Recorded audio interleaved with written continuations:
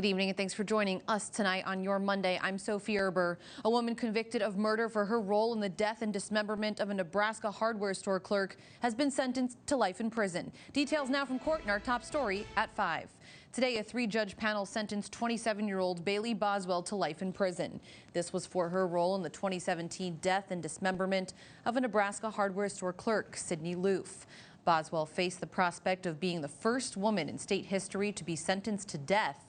Prosecutors say that Boswell and her boyfriend, 55-year-old Aubrey Trail, were planning to kill someone before they met the 27-year-old Loof on the dating app Tinder and lured her to them.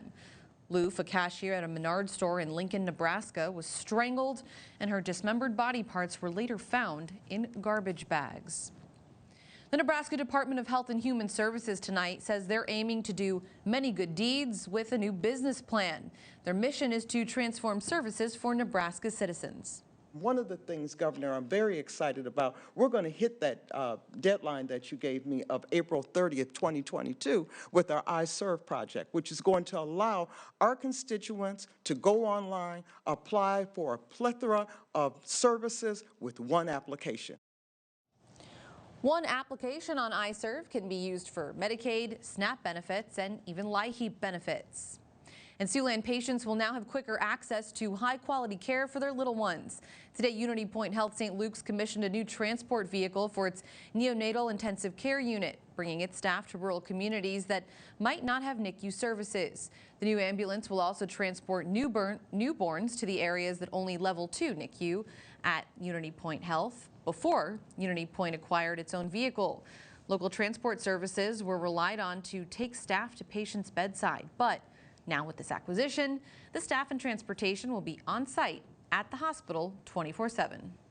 We do have an advanced practice provider that goes out on every transport. We have a respiratory therapist. We have an RN and a paramedic who will be going out with the team. We have a very detailed isolette to keep the baby warm, as well as cardiac monitoring, respiratory and ventilatory support. Zile adds that the NICU ambulance was all made possible by funding from the Children's Miracle Network. And more people can begin traveling into the United States starting today. New travel rules are going into effect, allowing people from 33 countries to enter the U.S. This after they were blocked since March of last year. They'll have to show proof of vaccination and a negative COVID test. For the battered airline industry tonight, the change in policy could not be coming sooner. So when the Biden administration announced that the U.S. border will be open, we saw a 600% increase. The flights today are full, of course, over the next few days. The impact to the American economy, potentially huge. International visitors spent more than $43 billion at United States stores in 2019 alone. Time now to turn our attention to the weather. Meteorologist Caitlin Laura standing by. Caitlin, not a bad day to be traveling, flying, just being outside. Again, we're spoiled with a warm fall day. Yeah, you know, and we're actually going to see that tomorrow despite the cloudy skies moving in, but that's going to change really quick going into the rest of this week. Temperatures are in the 50s right now at 56 degrees here in Sioux City and Norfolk, 54 in Wayne, 53 in Cherokee, and 52 in Lamar's, Spencer, and Yankton. If you haven't been able to get out and get some yard work done, you really have tomorrow as your last day this week to get out there and do that. We have a slim chance for some light morning sprinkles, but the ground should be dry tomorrow afternoon. Wednesday, a cold front moves in, bringing some showers and a chance for a wintry mix going into Thursday night. So tomorrow, you're going to want to get outside if you can. I'll have more details on that cold front coming up shortly. Back to you, Sophie. All right, thanks so much, Caitlin. Well, today is National First Generation College Student Day, and Siouxland schools celebrated their students' accomplishments. Briarcliff and WITCC held ceremonies to recognize this day. Students also shared their own stories about what it means to be the first in their family to finish college. Coming up tonight at 10, you can hear what obstacles some of these students had to overcome to complete their educations. Railroad companies and unions are going to court now over that COVID-19 vaccine mandate federally. BNSF Railroad filed suit Sunday against its major unions over that mandate. It joins Norfolk Southern and Union Pacific, which made the same move sometime last month. The unions, which have filed some of their own suits in response, argue the railroad should have negotiated with them before imposing their mandates. The mandates are in compliance with an executive order from President Joe Biden. And the Biden administration is still working to relieve that global supply chain issue before the holiday season. KCAU 9's Anna Warnicki reports now from D.C. Transportation Secretary Pete Buttigieg says the only way to solve the supply chain issues is to tackle COVID-19. The best way to end a pandemic-related shortage is to end the pandemic. Buttigieg says U.S. ports aren't able to keep up with consumers' demands because the current supply chain infrastructure is outdated. You got the port itself, which is kind of like a landlord. Then you got the terminal operators. Then you got the truckers, and all of them are interacting with competing shipping companies, right, to try to efficiently move these containers. They need to be able to exchange and share data. Buttigieg says the recently passed $1.2 trillion infrastructure bill will fix some of these problems. But Republicans, including Texas Congressman Louis Gohmert, say that's not going to speed up the delivery of products this holiday season. The global supply chain crisis could last well into February. The Biden administration recently announced the ports of Los Angeles and Long Beach will operate 24/7 to help alleviate supply chain bottlenecks. But the Port of LA tells me when ships arrive, there's no place to take the cargo, saying in a statement, "We have reached the limit of warehouse capacity due to a lack of available space and a shortage of warehouse workers." President Biden will visit the Port of Baltimore on Wednesday to celebrate the infrastructure bill and how U.S. ports will benefit from the legislation. For now in Washington, I'm Anna Warnicki. Back to you. Natural gas is heading out of the U.S. at a record pace tonight, and with so much energy going to starved parts of the world, analysts say that could push home heating prices even higher for the United States this winter. Prices for natural gas nearly doubled to what they were 1 year ago. And daylight savings time is over. Clocks have been reset, but what about your sleep schedule? Aside from that 1 extra hour of sleep, the change in light can actually throw off people's circadian rhythms for many nights to come. Sleep specialist Jamie Caldwell says getting in as much sunlight as possible is key during the daylight hours to help keep your body energized, and closing the blinds at night so you don't wake up to those bright sunbeams is even better. But that's not all. And then in the morning, as soon as you start your day, opening up your blinds and just signaling to your body that the day is starting, and letting your clock really reset that way. Some people could take up to 2 weeks to adjust to the time change if they have trouble adapting or staying asleep in general. Others might be able to handle it a little better. It's all knowing your own sleep patterns. Well, there are many environmental threats tonight that are just too big to be tackled from your home, but sometimes making an impact is as easy as rerouting those leftovers. We'll explain how coming up in about 10 minutes. And we are looking at a midweek cold front followed by cooler temperatures and not only rain, but a wintry mix and possible snow. I'll have all these details coming right after this break. Stay with us. You're watching KCAU 9 News with Sophie Erber and Chief Meteorologist Scott Larson. This is KCAU 9 News at 5.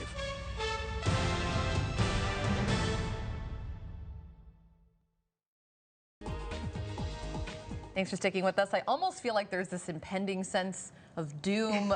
Today's beautiful, right? Tomorrow, still nice. And then you're going to tell us soon about a change coming swiftly. Yeah, you know, we're not only looking at rain, but potentially old man winter kind of starting to wake up here. The white stuff. The white stuff's going to come. We are looking at a few chance for a few snowflakes to come our way later this week. Now, for now, we're not seeing that. Instead, here's the current view outside in Cherokee, where we've got a little bit of an increase in cloud coverage through the day today, but that is making for a beautiful sunset across the area with yellows and pinks and oranges, as well as that cloud coverage.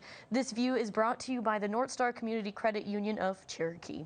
Now, we are looking at temperatures, and as Sophie mentioned, it's been a wonderful start to the work week out there. We're seeing 56 degrees right now here in Sioux City, as well as in Norfolk, 54 degrees in Wayne, 53 currently in Cherokee, 52 with a low of 36 degrees by tomorrow morning, and those winds dying down. Tomorrow, like I mentioned, those winds are going to rise back up, becoming breezy. As we rise to a high of 56 degrees, we have that chance for some morning sprinkles, but pockets of sunshine mixed in. Quick look at the 9-on-9 forecast shows that we are looking at those showers on Wednesday, starting to cool off into those 30s and 40s going into the start of the weekend, with a chance for snow on Friday morning. Continue to see those 40s as we go into next week. We'll start to dry out, but those cloudy skies are going to stick around.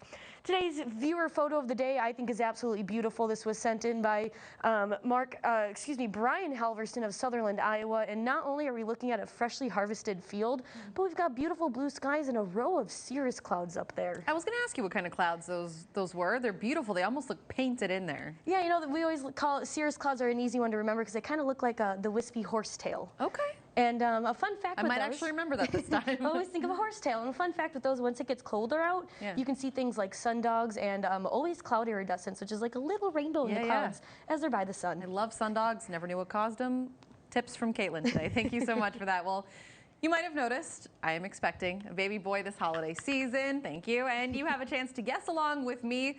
None of us know how much will my baby weigh at birth. If you're right, you can win a $50 gift card. Head on over to our website, SiouxlandProud.com. Click on the contest tab there. You'll find it, the Sophie Mini-Me Baby Weight Challenge. And if you're in the market for a tablet, there is some new competition there tonight. It's an interactive projector from Amazon.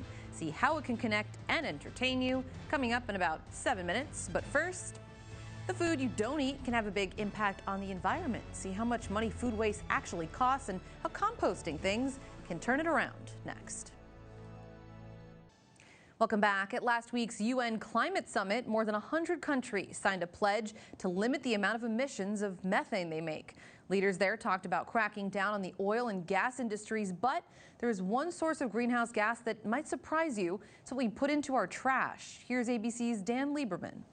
When we put our food scraps in the garbage or our yard waste in the garbage, it ends up in landfills or incinerators.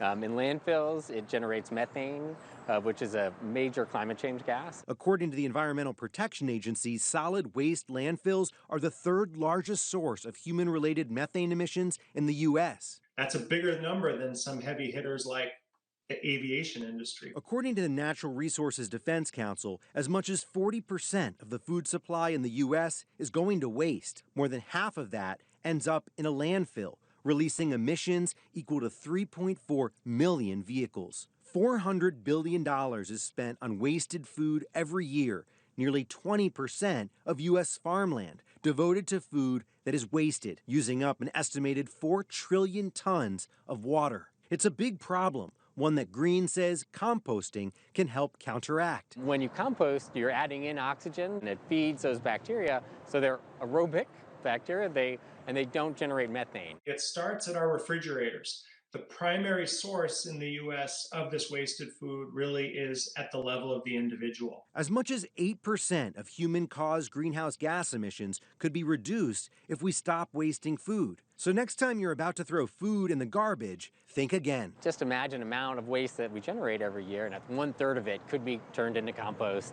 and go back to improving soils at farms or in our community. Dan Lieberman, ABC News, New York.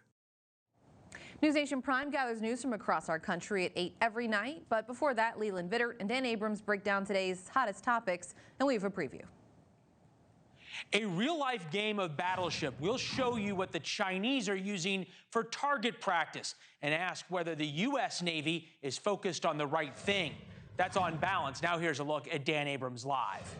Thanks, Leland. Tonight on Dan Abrams Live on News Nation. $1 trillion to build up our country, make improvements. That should be a huge win. But it's not good for the radicals. How the far right and far left lost this fight. That's tonight on Dan Abrams Live. All coming up on the fastest growing cable news network in America, News Nation, available on the channels on your screen or check your local guides. Well, Amazon tonight is reinventing video chat. You'll see how the company's new device lets you play interactive games, puzzles, and even read books. Coming up next. There's a new device out from Amazon that helps your kids play with family members, but from a distance. Rich DeMuro goes hands-on with the Amazon Glow in today's TechSmart. There's something special about Amazon Glow. Although the device is much bigger than I expected, when you turn it on, the bright, colorful projection screen is mesmerizing. Amazon Glow is a new type of video chat device. It costs $250 for early buyers. There's a display, cameras, and projector, which turns the included rubber mat into a giant, colorful touchscreen. There is a privacy shutter as well. And I feel like it's more educational for sure. Like there's no ads. There's no in-app purchases, so that changes a lot. One puzzle game involves real-life pieces called tangram bits that come to life, an excellent challenge for kids and adults. Another neat feature is how you can scan an object and create a digital version of it, then move it around. Storybooks are animated, and even the things you might do on a tablet, like a matching game, just seem more fun and magical on the Glow. I like the matching game, that's one of my favorites, and then the drawing, it's really cool. And then how you scan it, I think that's a really cool part. Perhaps the best part? You can have a family member join in on the fun from across the miles. All they need is a tablet and the Glow app. I also like that you can read books and you can also call people. You can video chat, play games, read books, and even do those same puzzles together. The pieces move in real time as they're rearranged. The puzzle pieces that come to life is pretty cool because it senses when the stuff are done. Amazon Glow feels like a bit of the future has arrived early. Fun and different than a tablet, its appeal is right in front of you. Pun intended. We take a live look outside right now. Sunset down over Wayne, America, but don't go away because Caitlin returns with one more check on your forecast just after this break. Before we wrap up here at 5, let's check in now with Tim for what's coming up at 6. Hi, Tim. Good Monday afternoon, Sophie. Coming up, finishing college is tough work for just about anybody who's working towards a degree. But when you are the first in your family to go to college, it's even a bigger challenge. Coming up, local colleges are celebrating students that are the first generation in their family. We'll take a look at their success stories and some of their challenges as well. That's up at 6. Likewise, a World War II veteran who was part of many major milestones during that war has celebrated her own milestone. Chris Burton takes us to her 106th birthday. At the time she was in the service, only men could serve in most naval branches, so she truly was a groundbreaker there. We'll have both those stories, much more as well, coming up tonight at 6. We'll see you in studio then. Pretty amazing. Happy birthday to her. And we here in Siouxland are being treated to a very unique sunset tonight. Of course, the sun's down. We changed the clocks back, but a nice night on tap, Caitlin. Absolutely. We've had those wonderful temperatures through the weekend continuing into the start of the work week. Now, don't get fooled by that because as the work week continues, we're actually going to see a drop in temperatures as a cold front with a low pressure system moves in on Wednesday, bringing in some showers and a chance for some light snow possible for the first time this year, Friday morning. So we're tracking that very closely as it could be early Friday morning, which could cause a few issues out there on the roadways. Yeah, maybe some slick roads. Of course, you've been talking about ground temps are not cold enough to make it stick too long. Yeah, and that's a good thing. It's not going to stick around too long. Thanks, Caitlin. Thank you for joining us. We'll all see you here tonight again at 6 with Tim. But until then, have a great night, everyone.